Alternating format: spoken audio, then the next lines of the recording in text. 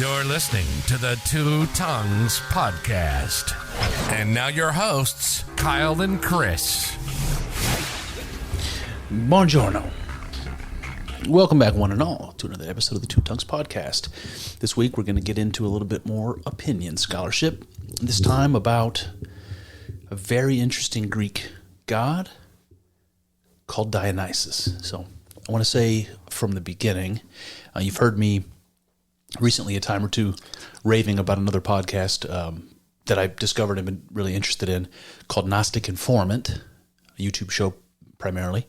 And Neal, the guy that runs it, just does a tremendous job. Just really inspiring to me. I said before, but I'll just mention again, his particular niche has to do with these primary sources. So if he's going to talk about some religious subject or what have you, he's going to talk about the primary sources. What did the people say in the ancient world? And not so much about what the scholars are saying now and all that sort of thing, but what the people closest to that time in place may have said or thought. And it's really interesting. It allows you to form your own opinions rather than just adopting those of some scholar. And I think that's tremendous.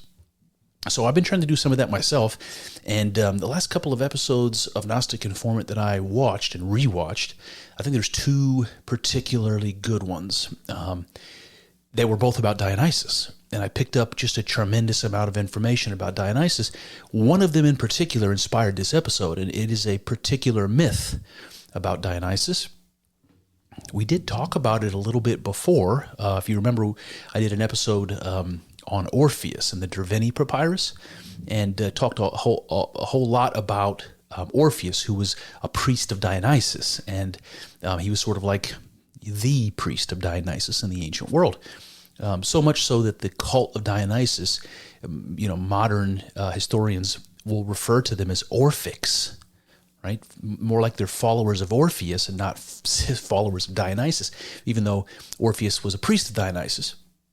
And if you remember, Orpheus's shtick, his thing, was that he is sort of the first theologian. He was somebody who interpreted or reinterpreted these ancient religious myths and told the initiates of the mysteries, of the Dionysian mysteries, he told them what the meaning, the real deep meaning is behind the myths. So this is really what he did. So I'm watching these episodes that Gnostic Informant did on Dionysus. I'm hearing all kinds of interesting things, and I'm going to cover some of them here. I just want to kind of give all the credit to all these interesting things about the history of Dionysus to Neal, because he did a tremendous amount of research, and I'd encourage you guys to check that out. But one thing did come up in this deep dive, and it was these Orphic myths about Dionysus and what they mean. And what I was so struck with is how similar that myth is, and I don't want to spill the beans, right here at the beginning. We'll get to it, but that the particular myth of Dionysus that the Orphics were perpetuating, that has, it's deeply ancient, like the deepest, most ancient stories about the god. They appear other places in the world. And it's not just like a coincidence that they appear here and there. They appear everywhere and in our most ancient stories, and they repeat themselves over and over in different ways, in different costumes. But there's something really intriguing about it, and I saved that bit for the end, so we'll get to it. But before we do, there's just like a lot of really interesting shit about Dionysus that if you don't know, you probably should. I find him interesting, so let's get into it without further ado. So just the intro here. The kind of traditional story or the classical myth about Dionysus comes from a lot of ancient sources, and you kind of have a bit of a consensus that's formed between people like Hesiod, Euripides, and Apollodorus. And all of these guys tell or retell this sort of classical story of Dionysus, and it goes something like this. Dionysus is born of Zeus, the high god, and Semele, a mortal woman. She was the daughter of the king of Thebes, Semele. This is an unusual behavior for Zeus. If you know anything about Greek myth, you know that Zeus was philandering around with all sorts of goddesses and mortal women and having kids all over the place. Lots of famous demigod characters that we have. A lot of these heroic ancient Greek and Roman stories. A lot of these figures are demigods, half god, half mortal, and people like Heracles and Perseus and my memory is not great on the spot.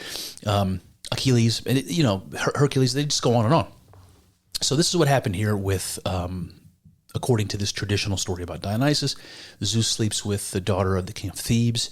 She gets pregnant with Dionysus, and then the normal tale unfolds from here, which is a story that you hear over and over. Zeus's wife is not happy about this, so Hera finds out some mortal woman is carrying her husband's child, and she's, understandably pissed. But Hera's not someone to trifle with. She's somebody that, when she's pissed, you better watch out. You're probably not going to survive if you're immortal, and so Hera devises this way because she's jealous, right? She devises this way of tricking Semele into basically killing herself, committing suicide in this very strange way. The Greeks have great ways of telling these stories like this. So what happens is Semele's tricked into asking Zeus to reveal himself to her in his full splendor, in his full divine nature.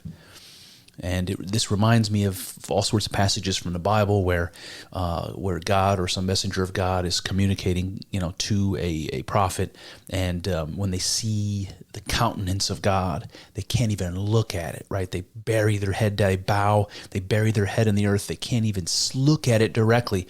Why? Because if they do, they're going to perish. Right? God in His fullness is that powerful. The mortal can't come into contact with it and survive, that kind of a thing. And so Hera gets Semele to basically put Zeus in a corner. She wants to see him in his divine splendor. Now, Semele doesn't know she's going to die from it, but this is what happens. So Zeus makes the promise that he'll give her anything she wants, and this is what she asks for. So he's in a corner. He has no way around it. So he reveals himself to her in his full divine splendor, and of course she promptly dies. But Zeus, he saves Dionysus. He saves the baby from Semele. So he removes the baby from Semele. This is Dionysus's birth story, you might say. But Dionysus isn't done cooking, right? He's still kind of a fetus. So what does Zeus do?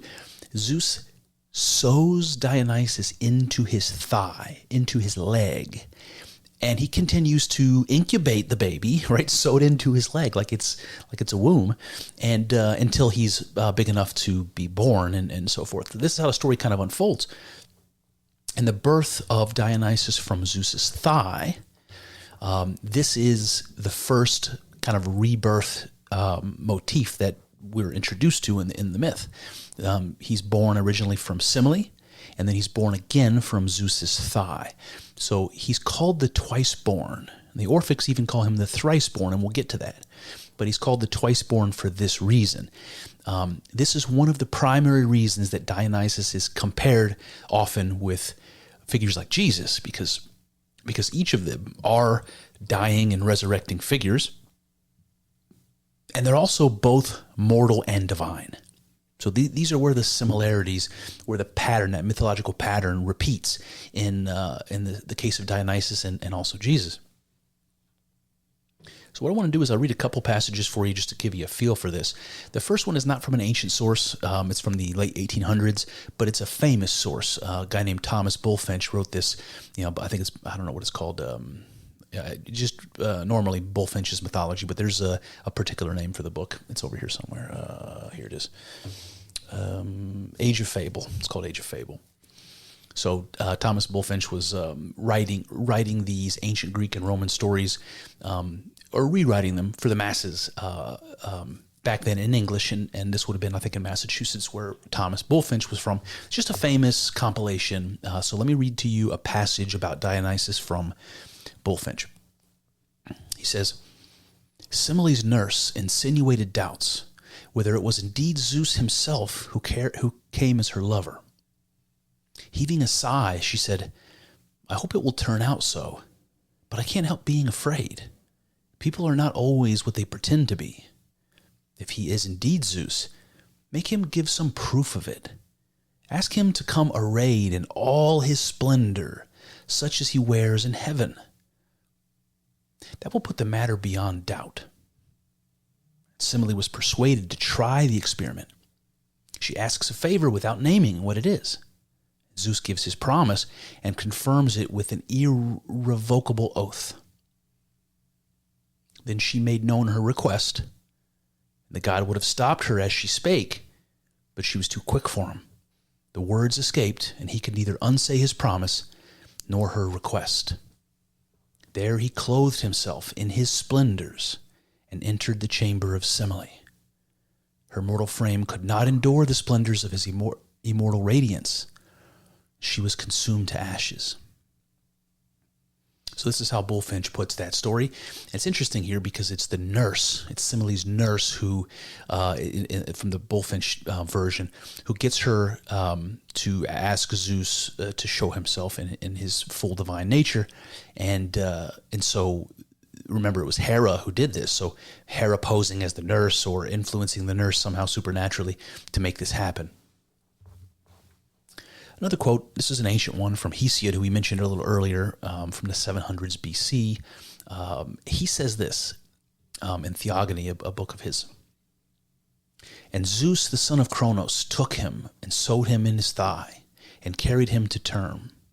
And when the time came, a god was born, and he was called Dionysus, the twice born, because he was born once from his mother and again from the thigh of Zeus." All right, so you can hear it from the horse's mouth there in terms of the ancient sources. So this classical myth of Dionysus presents him not as a full god, but as a demigod, and as one of the second generation offspring of Zeus. So he's a very late addition to the pantheon. He's a mere pup among the Olympians. But more ancient myths of Dionysus exist. Preserved in secret Orphic hymns, we find a kind of prequel to this story. If you remember the Orphics, this was a mystery religion. Everything was kept secret, only shared among initiates. So this is very much a secret sort of a prequel. Now, according to the Orphics, Dionysus' birth from Semele was merely another instance or example of his characteristic power, rebirth. Dionysus is associated with rebirth, to be born again. You see some of those comparisons with Jesus. Originally, Dionysus was said to have been born of Zeus and Persephone, right? She's the goddess of the underworld, right? The spouse of Hades. So originally, Dionysus was thought of as a full-blooded Olympian. And not just any Olympian. He was chosen to succeed Zeus as the king of the gods, just as Zeus succeeded Cronos, the Titan, before him. But after Dionysus was born, the Titans weren't having it. The Titans, again, Cronos was one of them. These are these primordial gods, the original lineage of gods that gave birth to the Olympians, the ones that came first, these primordial figures that represent forces of nature and of psyche, basically. Kind of the building blocks for the world and experience. And so they tear baby Dionysus to pieces, and they eat him. Now, his heart is saved by Athena, and it's actually that heart that facilitates Dionysus being reborn through Semele. So this story ties right to the classical story. It's just suggesting that no, Dionysus had been born again, originally when he was born to Semele. He had a previous birth, a birth from Persephone. You see what I mean? I want to give you again just one of the primary sources, Diodorus Siculus, because he says this. long before the birth of the Greek Dionysus, another Dionysus was born to Zeus and Persephone. Some people called him Sabazios and celebrated his birth with secret sacrifices at night. All right, so this idea of secret sacrifices makes me think again of the mystery religions. Everything was kept secret, the rituals and the knowledge. And so that fits with this cult, this mystery religion, this cult of Dionysus, or the Orphic mysteries, as they called them. And so somebody, again, in the ancient world who understood that this traditional classical myth about Dionysus is a sequel. It's a follow-up. That there is a more ancient figure of Dionysus and a more ancient myth associated with him, and perhaps even a more ancient name, Sabazios. And that brings me to the next section, which I'm going to call Evidence of Great Antiquity. I'm going to try to get my head wrapped around just how ancient this figure of Dionysus is. Remember, if according to the classical myth, the myth that the Greek and Roman world knew, not just the initiates of the mysteries, but everybody knew, commonplace myth,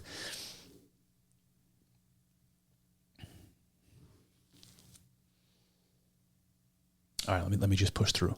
I want to show you how ancient this Orphic version of the myth might be, and just speculate with some interesting evidence. So let's do that. All right, so Neal, the Gnostic Informant, suggested that Dionysus might be the most widespread god of the ancient world. Okay, his myths and worship must have existed long enough to have spread so far and so wide. Like, this is a sign of his great antiquity. Right? It's not possible that he's a second-generation son of Zeus, that's a mere pup, like I said, among the Olympians, like a newcomer to the stage. No. His history goes far, far deeper.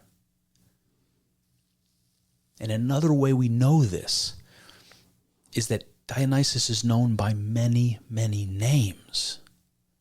It's spread out through time and space, changing across cultures and interacting with other groups. And suddenly, this character the Greeks called Dionysus, who you probably know, the other kind of common name for Dionysus is Bacchus. But there was also Arcus and Zagreus. And in the Black Sea, kind of Caucasus region, he was called Sabazius, just like we saw from Diodorus a moment ago. Some interesting things about this name Sabazius, Gnostic Informant kind of brought to the table, which blew the top off of my head. And you'll see Sabazius has roots, these Proto-Indo-European roots. Now remember, the Greek language is part of this family, this ancient Indo-European language family that spread all over, Europe and Asia. And the source, the homeland of those Indo-European people was somewhere in this area, this Black Sea Caucasus area. And this god Sabazius comes from the root, this Proto-Indo-European language root, Sawa Dewa. Sabazius breaks down to Sawa Dewa, or Sabadeos. You may recognize Deos as that Greek version of the word for God, Sabadeos. And what's so interesting here is that Sawadeva or Sabadeos may have some connections to the Hindu god Shiva, Shiva Deva, Sewa Deva. You see what I mean?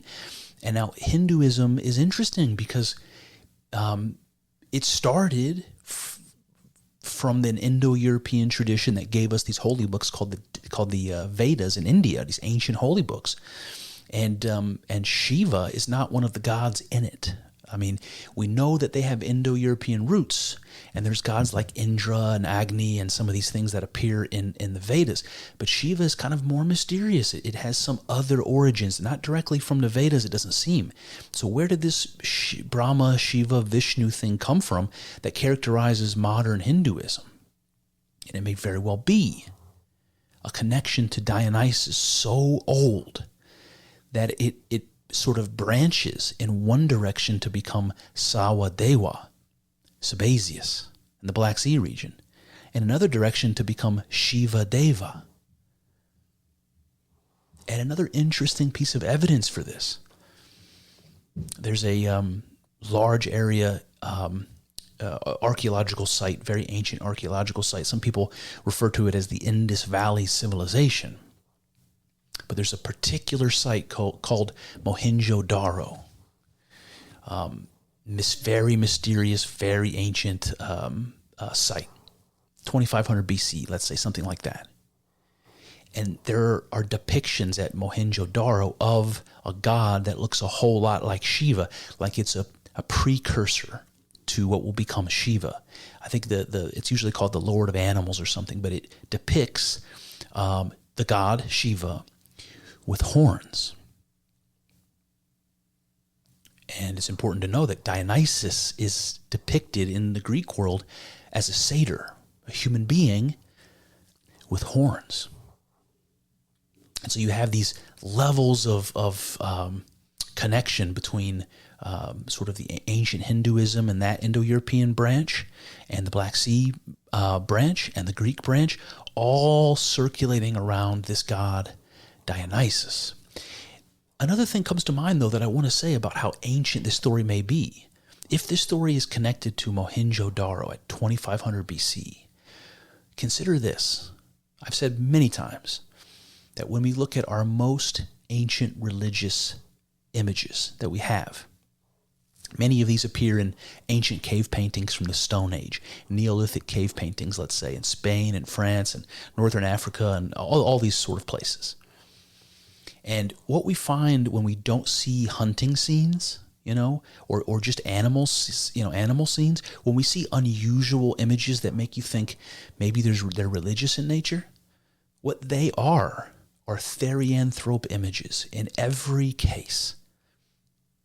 Therianthropes are part animal, part human figures, something in my mind that represents an understanding that the life of the animals, particularly the ones they're hunting, let's say, and the lives of themselves as human beings, the ancient Stone Age people seem to have an understanding that they are united somehow. That the spirit of life runs through us as well as all the other living things in the world. And so this seems to be the gist of our most ancient religious images. And with Dionysus, you have this. And in Mohenjo-Daro, you have this. A god depicted in human form with animal characteristics, in this case, horns. There's a very, very similar image that comes from the Celtic world, by the way. I can't remember the god's name, Serenos or something. I'm looking at the picture. I just can't remember his name. It just appears over and over and over. And it makes you wonder just how old is this worship of Dionysus. And if meaning changes and evolves over time, what was Dionysus originally? All right, so we have Bacchus, Iacchus, Zagreus, and Sabazius. But we're not done. Dionysus is also called Zalmoxis. Now, Zalmoxis means son of Zimele. Now, Zimele, which I want to point out right away, sounds a whole heck of a lot like Simile from the Greek story. But Simile was a Thracian goddess, a great mother goddess, an earth goddess. And this area of Thrace is nearby, kind of this area that connects Turkey and Europe, this whole area. So Zalmoxis is another name that he goes by, and there's a parallel here to the Orphic version of the story. Because in the Thracian story, Zalmoxis, or Dionysus, is the son of a goddess, right? In the Orphic story, it's Persephone.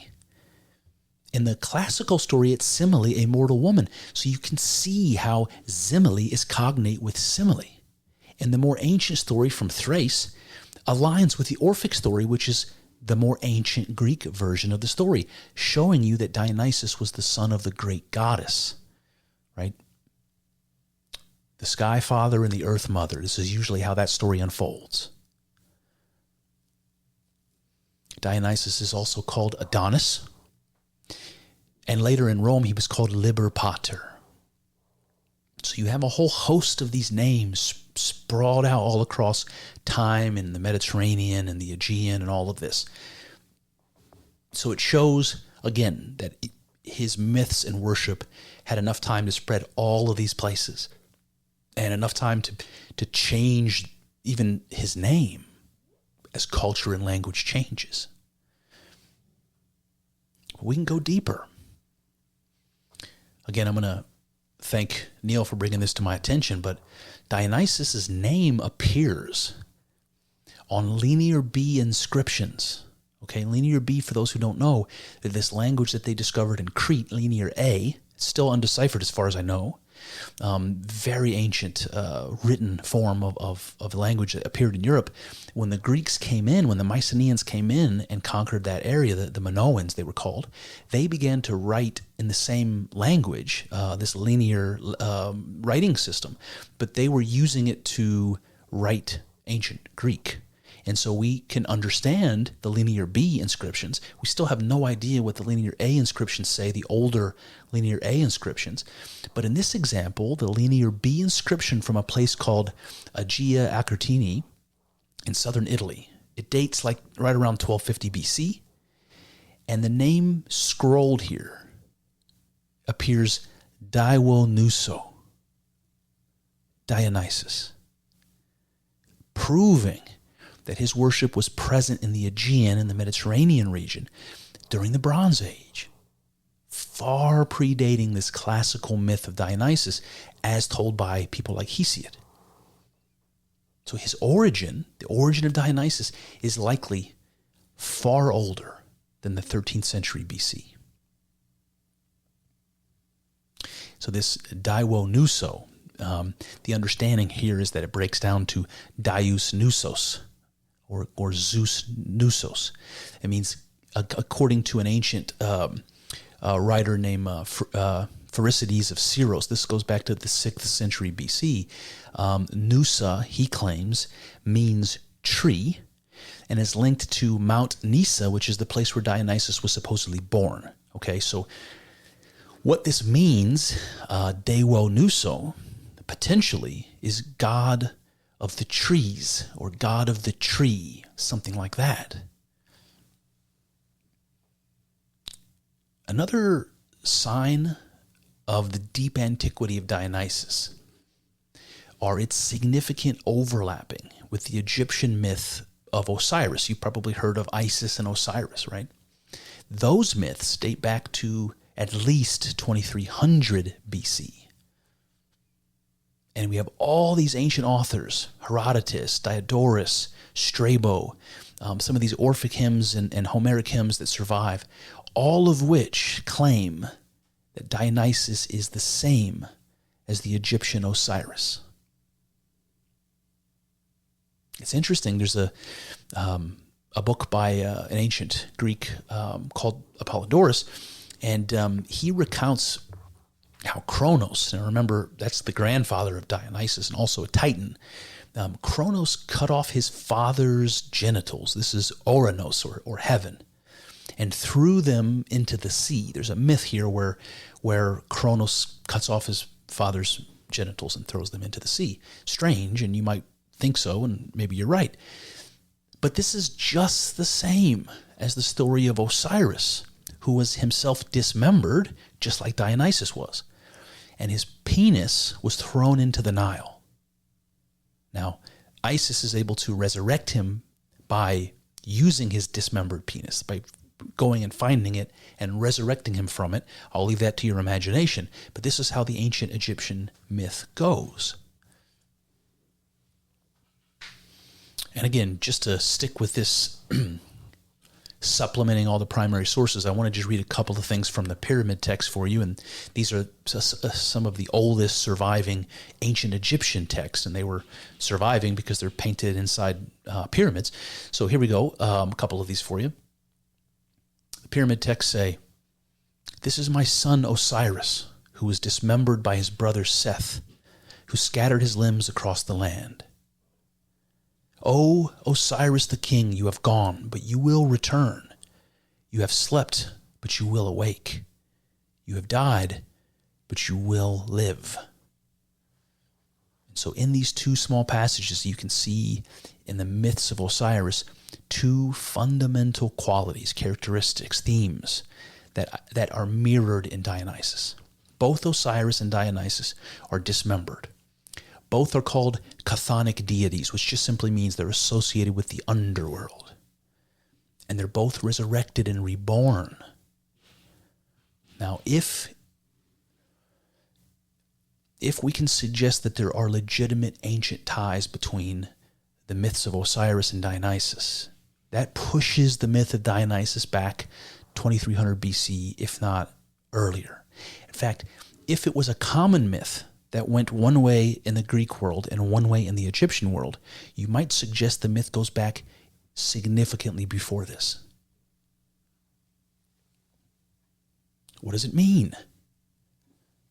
Well, that brings me to my next section, which I'm going to call Who or What is Dionysus?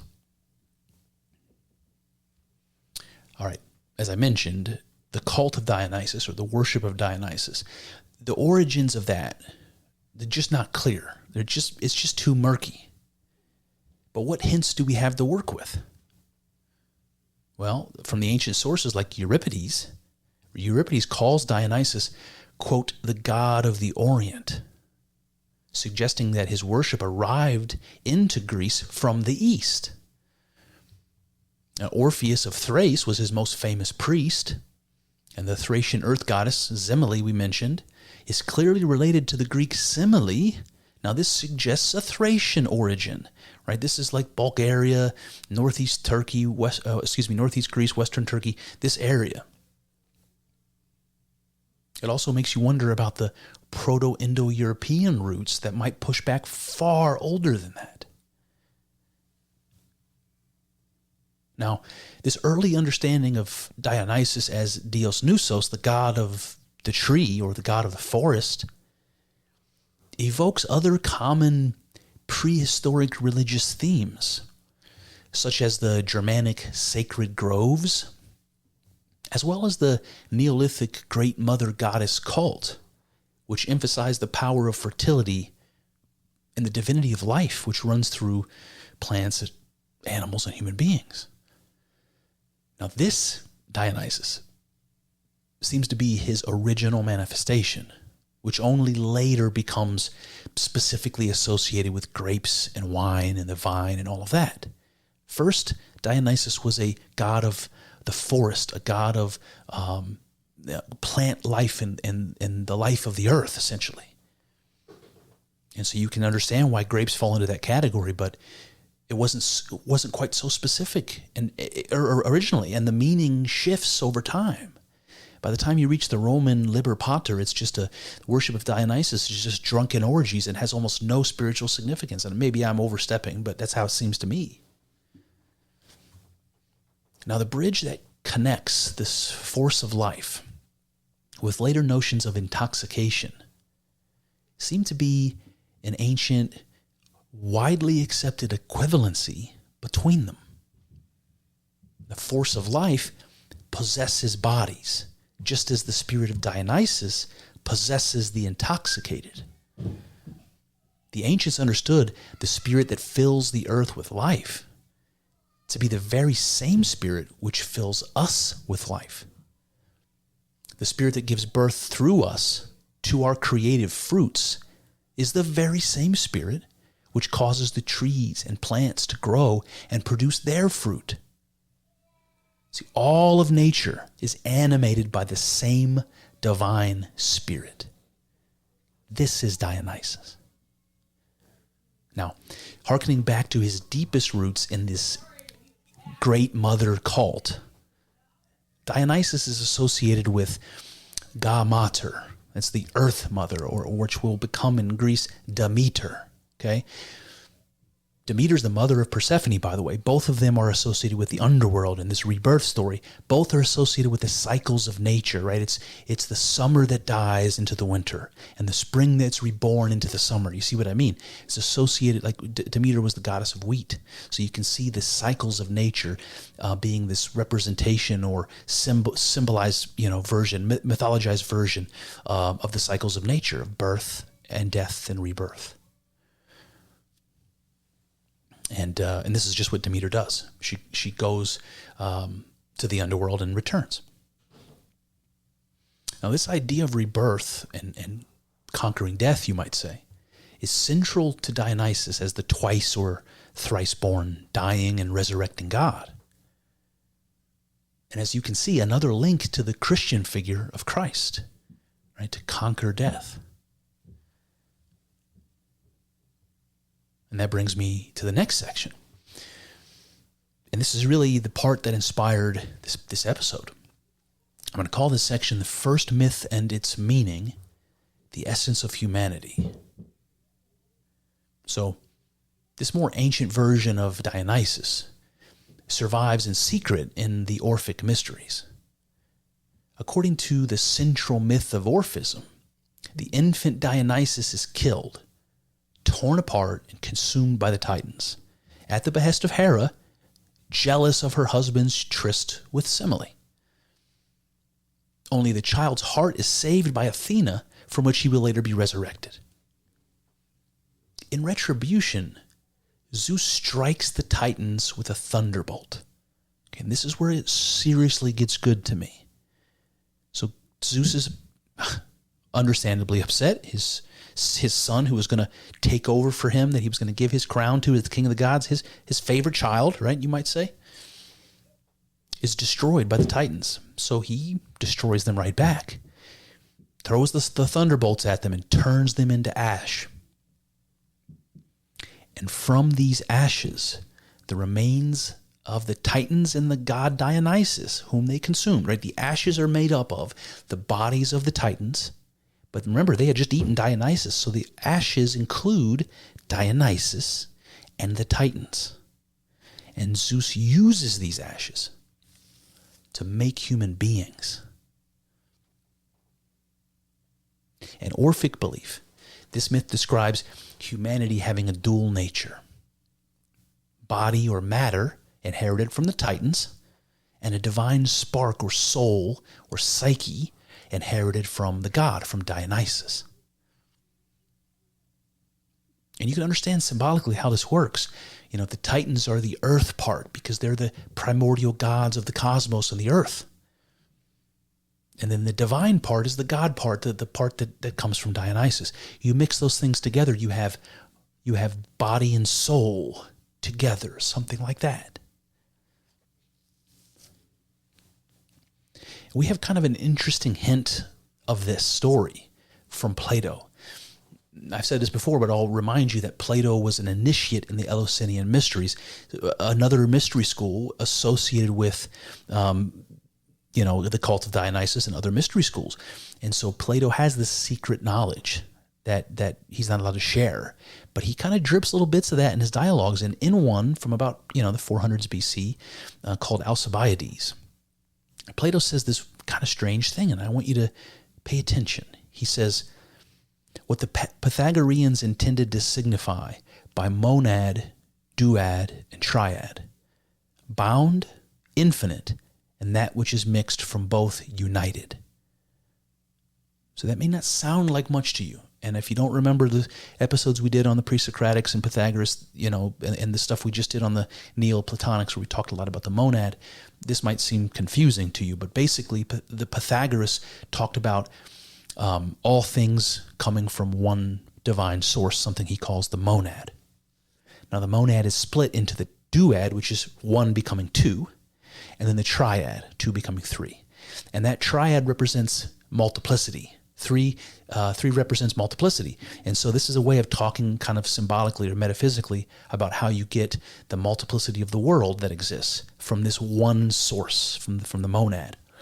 But the ancient Greeks would have read this and they would have known that when Plato's describing this triad, he says it's made up of these three things: bound, infinite, and that which is mixed from both. And the ancients understood that bound is Kronos, the infinite is Zeus, and that which is mixed from them both is Dionysus, right? Kronos is a Titan, and Zeus, the king of the gods. You take the Titan, the earth, and the god part, and you mix them together, and what do you have? you have Dionysus.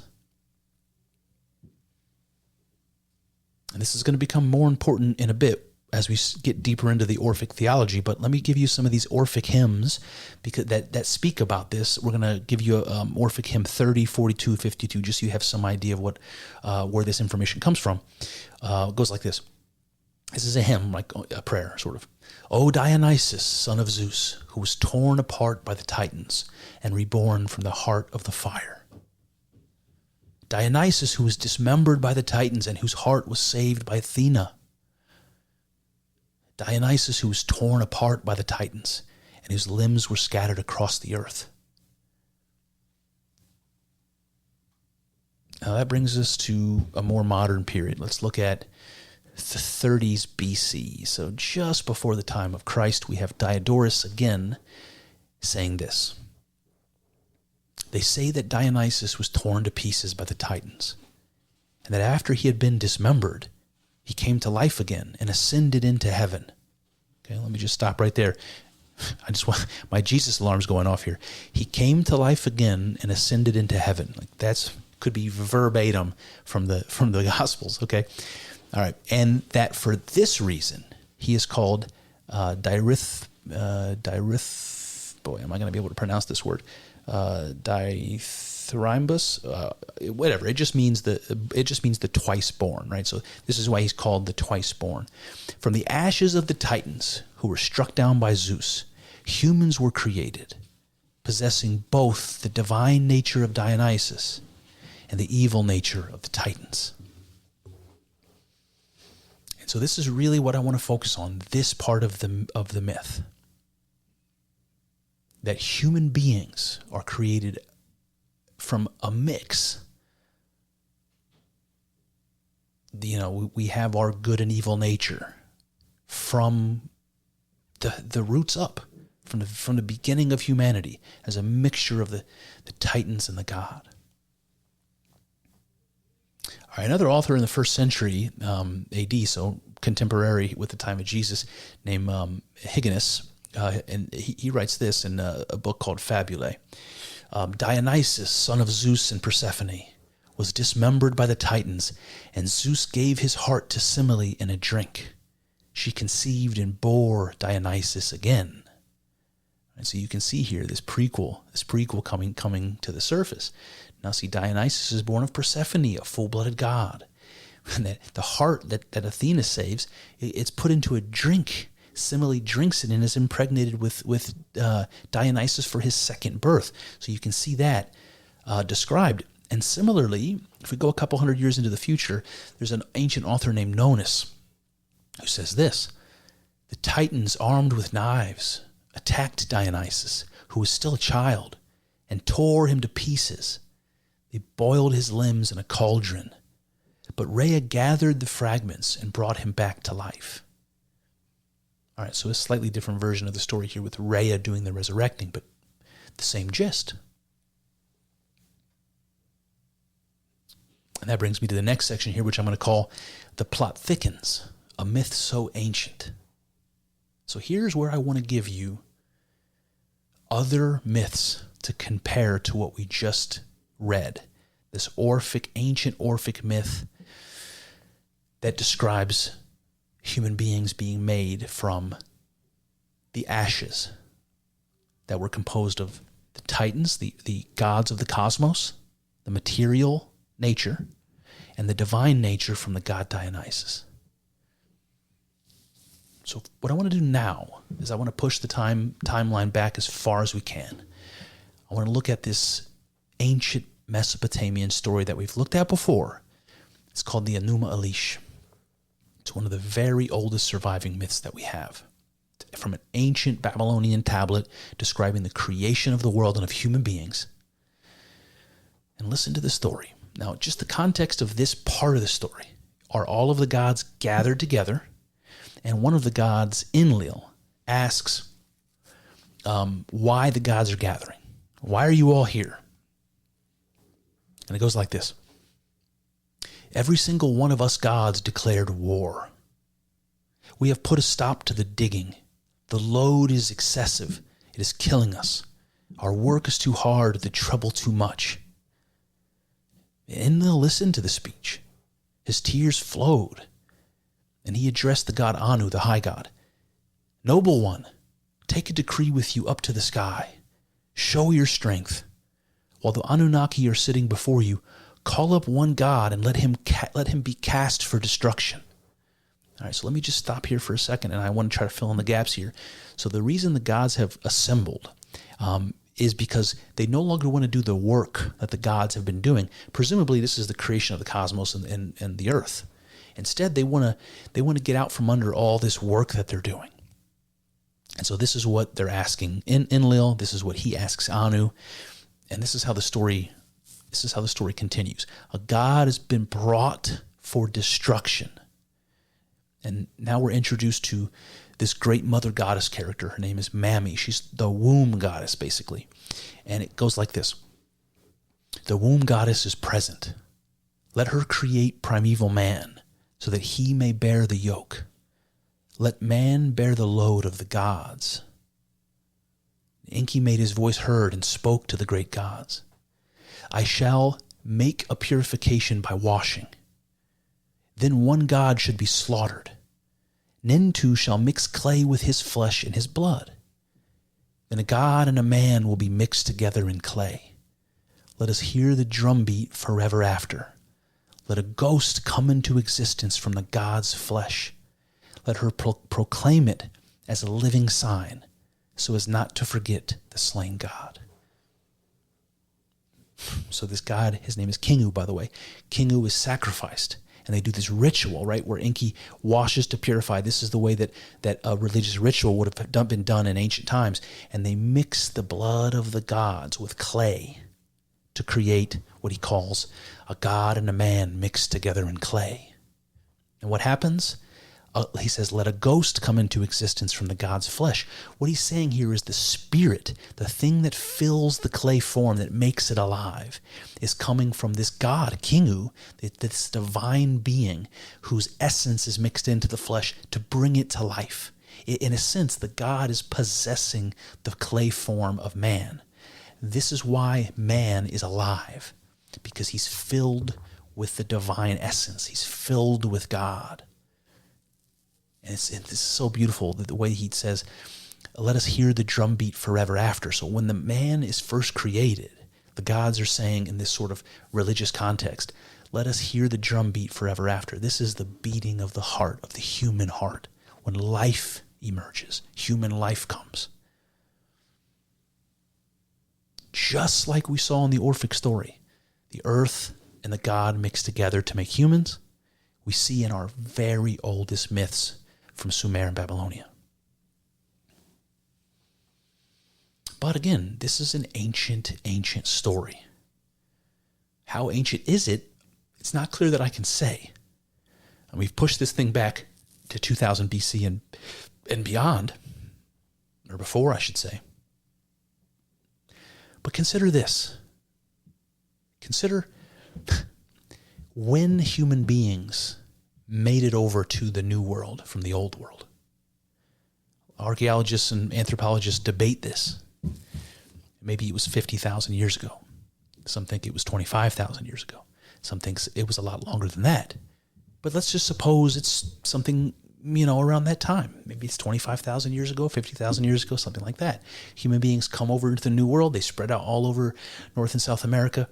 And by the time they settle in Central America and Mexico, you end up with a group you're probably familiar with, a tribe called the Azteca. The Aztec. They have a myth that survives from basically a study that was done by a Spanish friar. It's preserved in something called the Florentine Codex. It's from the 16th century. The Spanish Franciscan friar named Bernardo Sahagún, who went to Mexico and studied and spoke with the people and wrote down their thoughts and beliefs and brought that back to Europe. So this is the Florentine Codex, and I want you to hear a line from the Codex. It describes their high god, the plumed serpent, Quetzalcoatl, descending into the underworld, right? Just like Dionysus, just like Demeter and Persephone, right? Just like all of these stories that we've been discussing. And Quetzalcoatl gathers the bones of previous generations, presumably of divine beings, of gods, and then mixes his own blood with them to create humanity. Let me give you the words of the friar here. He says, "And when Quetzalcoatl had gathered the bones, he ground them up like corn, and the gods sprinkled them with their own blood. Thus humans were created from the bones of the ancestors and the blood of the gods." Again, I can't speculate if this myth is associated with the myths we've been talking about, of Dionysus and Osiris and all of this. I can't tell you how old the myth must be that it made its way into the New World. Could it be 50,000 years old? Could it be 25? Now, this is not the only relevant myth or connection to the story. There's one that's maybe more dear to me and perhaps the Christian listeners of the podcast, that comes to us from the second chapter of Genesis, which goes like this. "And the Lord God formed man of the dust of the ground and breathed into his nostrils the breath of life, and man became a living soul." I want you to pay attention when it says God formed man from the dust of the ground. That's earth. And breathed into his nostrils the breath of life. He breathed his very own soul, right? That's what God is. He's the spirit of life. And he breathes that into the form of Adam, and it comes to life. So we have the divine and the earthly brought together, just like we have in the story of Dionysus, just like we saw in the story of Quetzalcoatl and the Aztecs. How old does that make this myth? And what does that mean? And that brings me to my conclusion. So what do you make of this pattern which appears across the globe, describing humanity as made from the union of the divine with the material, heaven with earth? We might dismiss one myth like this, but there are many. It repeats and recurs over and over. And not just in any myths. We find it in humanity's earliest surviving myths, from Sumer, again in the Old Testament of the Bible, and across an ocean of water and time in the New World. So what? Are we to believe this myth is so old that it connects the Sumerian with the Aztec? Or that it's such an integral human intuition that it was independently invented over and over again by completely unrelated people? See, I don't know which explanation is more extraordinary. In either case, we're forced to take it seriously and to ask what it tells us about our understanding of ourselves and our relationship with the divine. As we struggle to grasp the meaning of mankind as the union of heaven and earth, spirit and body, Orpheus, high priest of Dionysus, offers another insight. Just as heaven and earth come together to form the plane of mortal existence, and spirit and body come together to form humanity, Orpheus reveals that divinity too comes together in unity. In Orphic fragment 239, Dionysus is called, quote, one God in all. And in an Orphic hymn preserved by the ancient Greek Proclus, we read, quote, one is the power divine in all things known, and one the ruler absolute alone. So you see, the religious mystery is not just that the spirit which animates our bodies, the earth, and the entire cosmos is one and the same, but that this same spirit animates the very gods themselves. Now, Hesiod hints at this when he tells us the gods and mortal men sprang from one source. It is this source which the Orphics called Dionysus, and understood to be the engine and being of all things, mortal and divine. You see, we have God in us as our essence. And so we are God at the core of our identity. What this implies for our worldview and self-understanding is difficult to say, but profound nonetheless. What it implied to the followers of Dionysus, however, had direct influence over their eternal fate.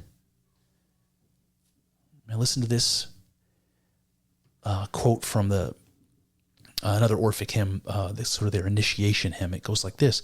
Well, it provides guidance, just so you know, it provides guidance to the dead.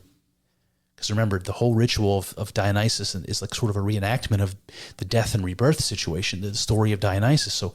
So this myth is supposed to provide guidance to the dead on how to avoid perishing or being reborn, reincarnated, which the ancient Greeks believed in. They say that you're not supposed to drink of the water of memory, because this is something that you encounter in the underworld. To accomplish this, the dead must say to the protectors of the water of memory when they encounter them, quote, "I am the child of earth and starry heaven." And we see this. There's a golden Orphic tablet that was discovered in southern Italy, dating back to the 4th century BC. It says something exactly like this. It says, "I am the child of earth and starry heaven, but my race is of heaven alone." Now you see how the line is blurred between ourselves and Dionysus? It is we who are the children of earth and heaven. Well, there you have it. That's one avenue explored, but infinitely more still to go. I hope you enjoyed thinking along with us. I know. It's not easy work. Thinking.